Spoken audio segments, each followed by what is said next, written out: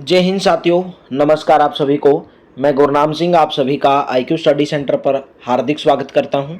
आज है 27 मार्च 2025, जिसके अंदर हम हरियाणा की करंट अफेयर्स देखेंगे।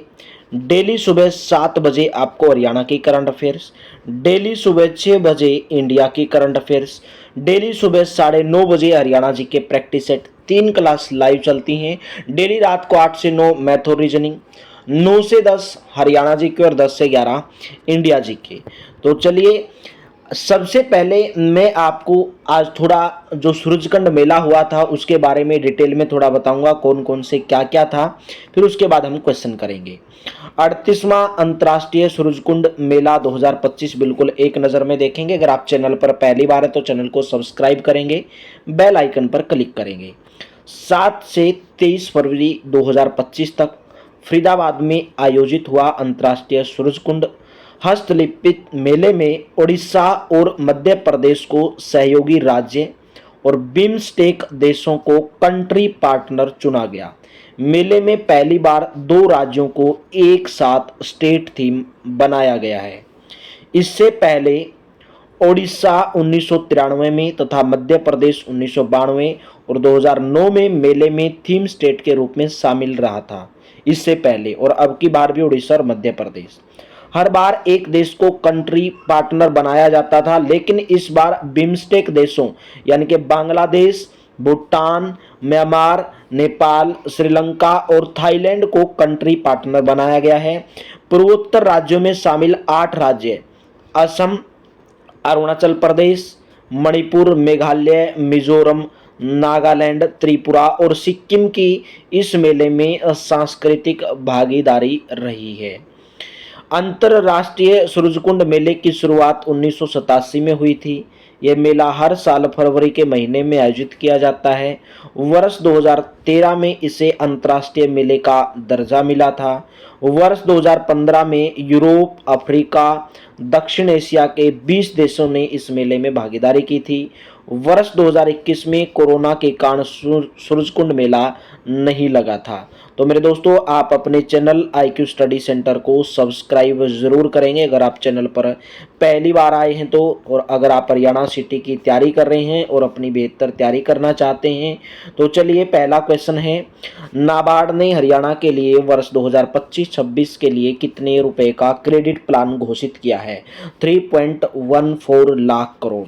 राष्ट्रीय कृषि व ग्रामीण विकास बैंक यानी कि नाबार्ड ने हरियाणा में प्राथमिकता क्षेत्र ऋण के तहत 2025-26 के लिए 3.14 लाख करोड़ रुपए की ऋण संभाव्यता का आकलन किया है, जो पिछले वर्ष की तुलना में 37.64% अधिक है। कृषि, एमएसएमई, शिक्षा व नवीकरणीय ऊर्जा आदि प्राथमिकता वाले क्षेत्रों के अंतर्गत ऋण संभाव्यता की क्रमशः 35.60%, 57.52%, 7.28% हिस्सेदारी बढ़ी है। यानी कि कृषि के अंदर 35.60%, एमएसएमई के अंदर 57.12%, शिक्षा व नवीकरणीय ऊर्जा के अंदर 7.28% हिस्सेदारी का आकलन किया गया है।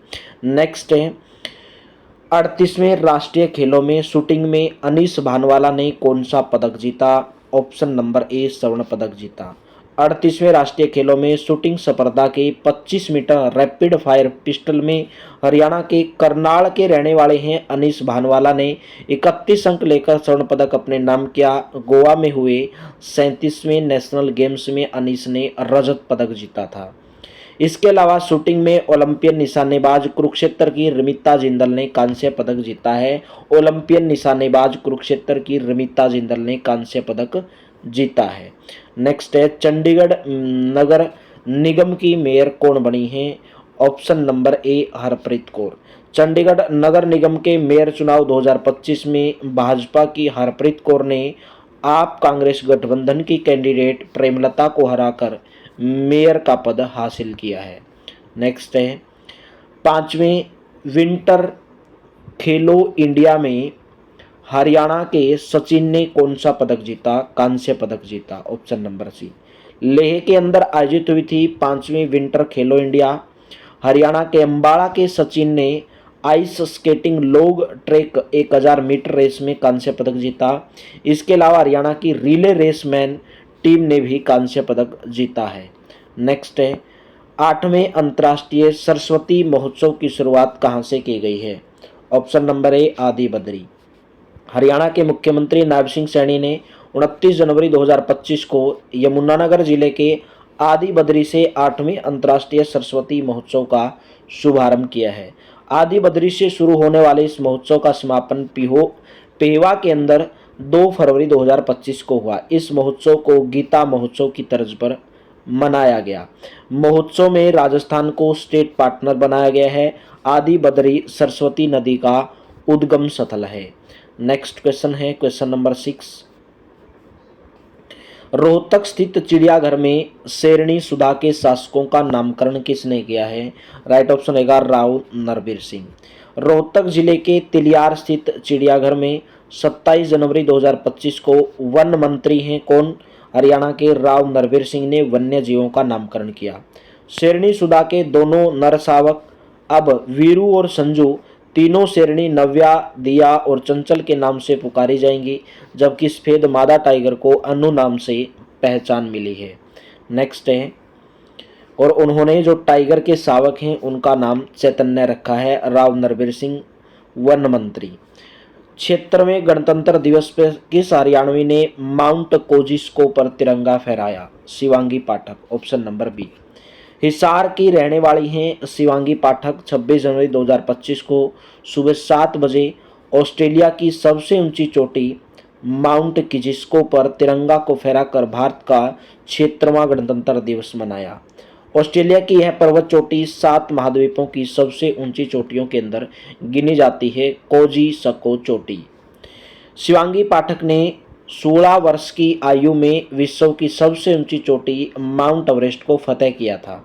उसके बाद उसने साउथ अफ्रीका की माउंट किलिमंजारो और फिर रूस की माउंट चोटी को फतेह किया था। शिवांगी को राष्ट्रपति द्वारा प्रधानमंत्री बाल शक्ति पुरस्कार भी दिया जा चुका है और Limca book of world record में भी शिवांगी का नाम यंगेस्ट माउंटेनियर के नाम से अंकित है। नेक्स्ट है, 26 जनवरी 2025 को गणतंत्र दिवस के अवसर पर हरियाणा के मुख्यमंत्री ने किस जिले में राष्ट्रीय ध्वज फहराया था? राइट ऑप्शन रहेगा ऑप्शन नंबर ए रेवाड़ी। 26 जनवरी 2025 को 76वां गणतंत्र दिवस मनाया गया और उस पर हरियाणा के मुख्यमंत्री नायब सिंह सैनी ने रेवाड़ी जिले में राष्ट्रीय ध्वज फहराया। 26 जनवरी 2025 को गणतंत्र दिवस के अवसर पर हरियाणा के राज्यपाल ने कौन से जिले में राष्ट्रीय ध्वज फहराया? Option number B Faridabad. 26 जनवरी 2025 को 76वां गणतंत्र दिवस के अवसर पर हरियाणा के राज्यपाल बंडारू दत्तात्रेय ने फरीदाबाद जिले में राष्ट्रीय ध्वज फहराया। 76वें गणतंत्र दिवस पर हरियाणा की झांकी की थीम क्या रही? समृद्ध हरियाणा, विरासत और विकास। Option number C. 76वें गणतंत्र दिवस पर हरियाणा की झांकी की थीम थी समृद्ध हरियाणा, विरासत और विकास। थोड़ा डिटेल में पढ़ेंगे। 26 जनवरी 2025 को 76वें गणतंत्र दिवस समारोह में कर्तव्य पथ पर इस बार हरियाणा की झांकी की थीम थी समृद्ध हरियाणा, विरासत और विकास रखी गई। इस बार की झांकी में भगवान श्री कृष्ण और अर्जुन मानवता का संदेश देते दिखाई दिए। इसके अलावा उन्नत किसान और ओलंपियन खिलाड़ियों का दम भी दिखा। यह लगातार चौथा मौका है जब कर्तव्य पथ पर हरियाणा ने अलग अलग थीम पर अपनी झांकियों को प्रदर्शित किया। 2024 में मेरा परिवार मेरी पहचान पर आधारित झांकी रही थी। 2024 में 2023 में अंतर्राष्ट्रीय गीता महोत्सव की थीम पर झांकी थी। 2022 में खेल में नंबर 1 हरियाणा की झांकी दर्शाई गई थी। नेक्स्ट है, हरियाणा के कितने शहरों में 26 जनवरी 2025 से इलेक्ट्रिक बसें चलाई गई? राइट ऑप्शन रहेगा ऑप्शन नंबर बी 5 बसें चलाई गई। अम्बाड़ा, सोनीपत, हिसार, रोहतक और रेवाड़ी में अम्बाड़ा, सोनीपत, हिसार, रोहतक और रेवाड़ी में 5 जिलों के अंदर 26 जनवरी 2025 से 5 इलेक्ट्रिक बसें चलाई गई। मुख्यमंत्री नायब सिंह सैनी ने रेवाड़ी में इन बसों को हरी झंडी दिखाकर रवाना किया। इससे पहले 20 बसें यमुनानगर, करनाल, पंचकुला, पानीपत में चलाई जा चुकी हैं। नेक्स्ट क्वेश्चन है, हरियाणा में अब जनवरी 2025 में कितनी और श्रेणियों के दिव्यांगजनों को पेंशन देने की घोषणा की गई है? C option. 10 श्रेणी के और दिव्यांगजन हैं उनको पेंशन देने की घोषणा की गई है। हरियाणा में दिव्यांगजनों के लिए समान अवसर सुनिश्चित करने और जीवन की गुणवत्ता में सुधार लाने के लिए सरकार ने एक महत्वपूर्ण कदम उठाते हुए 10 अन्य श्रेणियों के तहत दिव्यांगजनों को पेंशन का लाभ देने का निर्णय लिया है। केंद्र सरकार द्वारा दिव्यांगजन अधिकार अधिनियम 2016 के तहत 21 प्रकार की दिव्यांग श्रेणियों को शामिल किया गया है। वर्तमान में हरियाणा सरकार 11 श्रेणियों में दिव्यांगजनों को पेंशन का लाभ प्रदान कर रही है और अब हरियाणा सरकार ने शेष 10 श्रेणियों को भी लाभान्वित करने का फैसला किया है।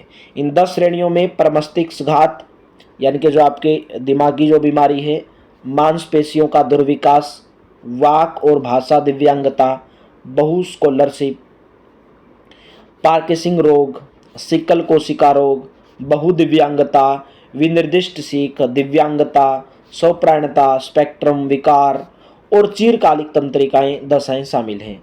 इसके अलावा प्रदेश सरकार ने हीमोफीलिया और थैलेसीमिया से पीड़ित रोगियों के मामले में वित्तीय सहायता प्राप्त करने के लिए आयु सीमा को समाप्त करने का निर्णय लिया है, जो कि पहले 18 वर्ष थी। तो पूरा का पूरा डिटेल के अंदर। तो सेशन को लाइक कर दो मेरे दोस्तों अगर आपको बेहतर लगता है। किस हरियाणवी मेजर को क्षेत्र में गणतंत्र दिवस पर सेना मेडल से सम्मानित किया गया? Dushyant Sihag, option number B. 26 जनवरी 2025 को क्षेत्र में गणतंत्र दिवस पर हिसार के गांव जाखोद खेड़ा निवासी मेजर दुष्यंत सिहाग को सेना मेडल से सम्मानित किया गया। सेना द्वारा जम्मू कश्मीर में चलाए गए आतंकवाद विरोधी सर्च अभियान में मेजर दुष्यंत सिहाग के नेतृत्व में उनकी टीम ने कश्मीर में विदेशी आतंकी को मार गिराया था। मेजर दुष्यंत सिंह सिहाग को कहाँ के निवासी हैं? हिसार के गांव जाखोद खेड़ा निवासी हैं। क्षेत्र में गणतंत्र दिवस पर सेना मेडल से सम्मानित किया गया। दुष्यंत सिहाग को सम्मानित किया गया। गणतंत्र दिवस 2025 के अवसर पर हरियाणा पुलिस के कितने पुलिसकर्मियों को राष्ट्रपति पुलिस पदक और पुलिस पदक से अलंकृत किया गया? ऑप्शन नंबर सी, 9 पुलिसकर्मियों को। 26 जनवरी 2025 को गणतंत्र दिवस के अवसर पर हरियाणा पुलिस के एक पुलिस अधिकारी को विशिष्ट सेवाओं के लिए राष्ट्रपति पुलिस पदक तथा 8 अन्य पुलिसकर्मियों को सराहनीय सेवाओं के लिए पुलिस पदक से अलंकृत किया गया। गुप्तचर विभाग के प्रमुख अतिरिक्त पुलिस महानिदेशक सौरभ सिंह को राष्ट्रपति पुलिस पदक से नवाजा गया। पुलिस पदक से सम्मानित होने वालों में Inderjeet Singh DSP, Vishwajeet inspector, CID Vipin Kumar inspector, Mohan Singh sub inspector, Ranbir sub inspector, Om Prakash sub inspector, Narendra Kumar sub inspector, Jagtar Singh ASI शामिल हैं। इसके अलावा दिल्ली में सीबीआई के नीति प्रभाग में तैनात सहायक महानिरीक्षक तेजपाल सिंह को भी राष्ट्रपति पुलिस पदक से सम्मानित किया गया। तेजपाल हरियाणा के रहने वाले हैं। नेक्स्ट है, हरियाणा की कितनी हस्तियों को पद्मश्री पुरस्कार 2025 से सम्मानित किया जाएगा? 2 को। हरियाणा के हरविंदर सिंह को खेल के क्षेत्र में और डॉक्टर संतराम देसवाल को साहित्य व शिक्षा के क्षेत्र में प्रतिष्ठित पद्मश्री पुरस्कार 2025 के लिए चुना गया है। तो मेरे दोस्तों, आप अपने चैनल IQ स्टडी सेंटर को सब्सक्राइब जरूर कर लें और वीडियो को ज़्यादा से ज़्यादा शेयर जरूर कर दें। क्वेश्चन आपके सामने, किस जिले के हरविंदर सिंह को खेल के क्षेत्र में पद्मश्री 2025 के लिए चुना गया? ऑप्शन नंबर डी, कैथल जिले के। कैथल जिले के घूला क्षेत्र में गांव अजीत नगर के हरविंदर सिंह पैरा ओलंपिक में तीरंदाजी में गोल्ड मेडलिस्ट पहले भारतीय हैं। उन्होंने पेरिस में स्वर्ण व टोक्यो ओलंपिक में कांस्य पदक जीता है। उन्होंने 2018 में इंडोनेशिया में हुई एशियन पैरा गेम्स में भारत के लिए रिकवर इवेंट में स्वर्ण पदक जीता।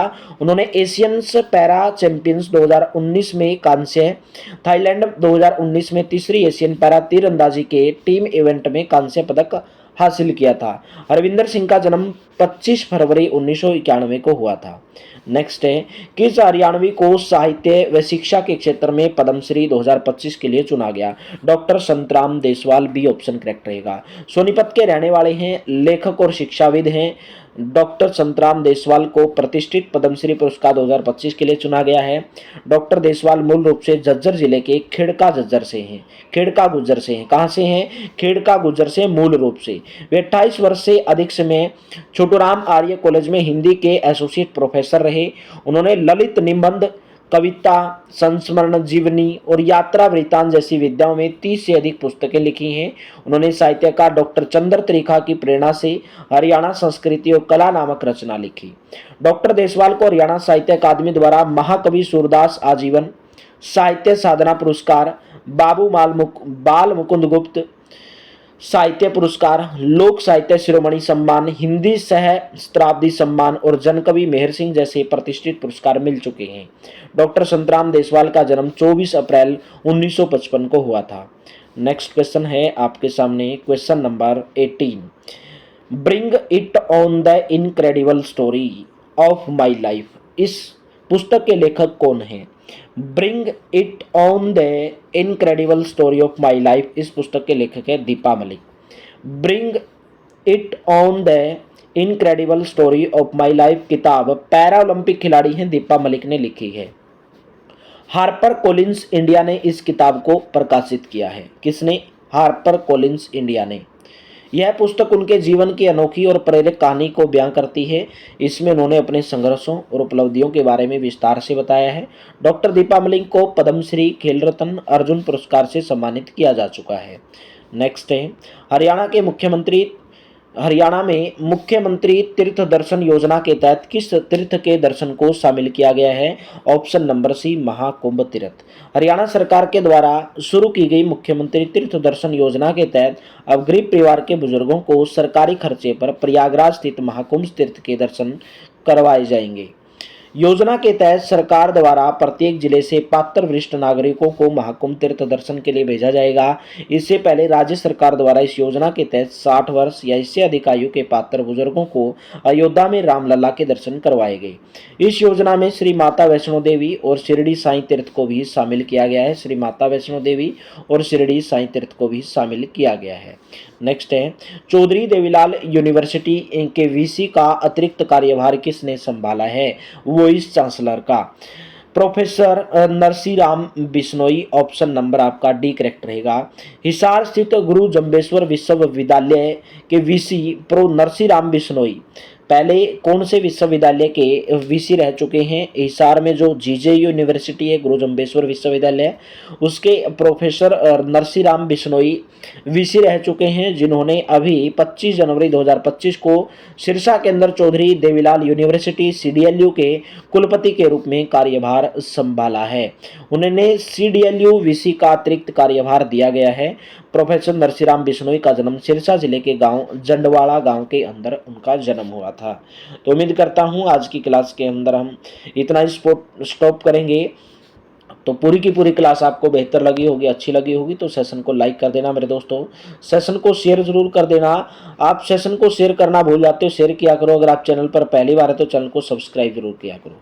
तो चलिए, थैंक यू, आप सभी का बहुत बहुत धन्यवाद। मिलते हैं यानी कि कल सुबह 28 तारीख को सुबह 7 बजे हरियाणा की करंट अफेयर्स, डेली सुबह 6 बजे इंडिया की करंट अफेयर्स और डेली सुबह 9:30 बजे हरियाणा जीके प्रैक्टिस सेट और 3 क्लास लाइव डेली रात को 8 से 9 मैथ रीजनिंग, 9 से 10 हरियाणा जीके और 10 से 11 इंडिया जीके। तो चलिए, थैंक यू, आप सभी का बहुत बहुत धन्यवाद। मिलते हैं नेक्स्ट वीडियो के अंदर।